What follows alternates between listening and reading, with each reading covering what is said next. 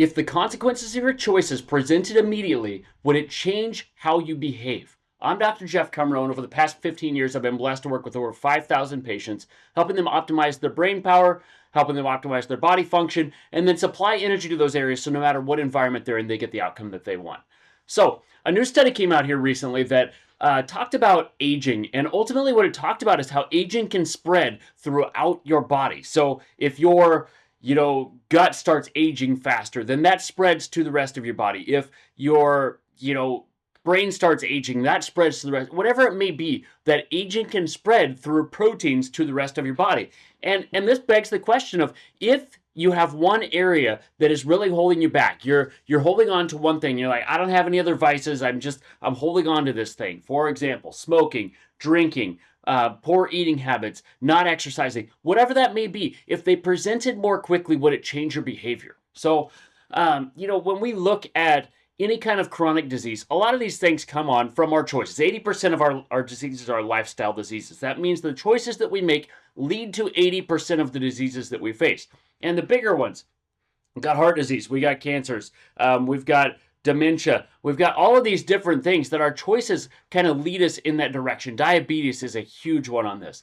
And the thing is, we start down a path and we don't realize for, 15, 20, 25, 30 years that the consequences are there. What they say is that Alzheimer's starts 30 to 50 years before the diagnosis occurs. So think about that for a second.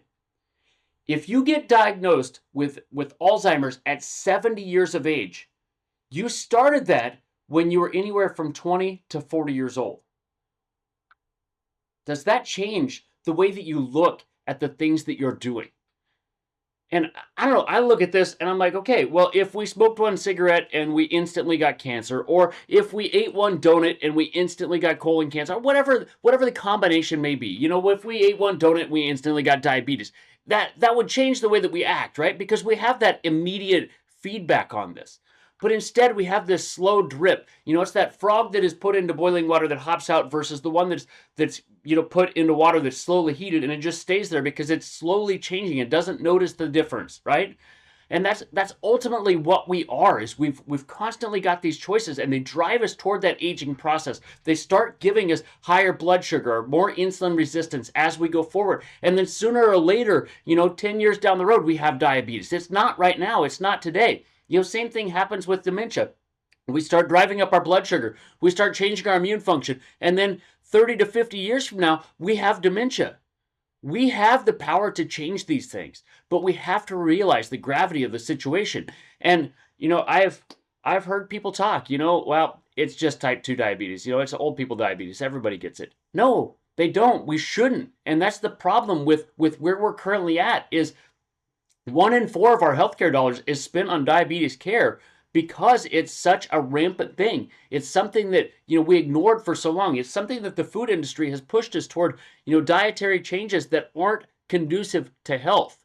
We're not eating those whole foods. We're not eating the, fresh vegetables and fresh fruits and all of that stuff as much. We're packaging in those pre-processed foods, and it's having an effect on us. And sooner or later, we have to realize.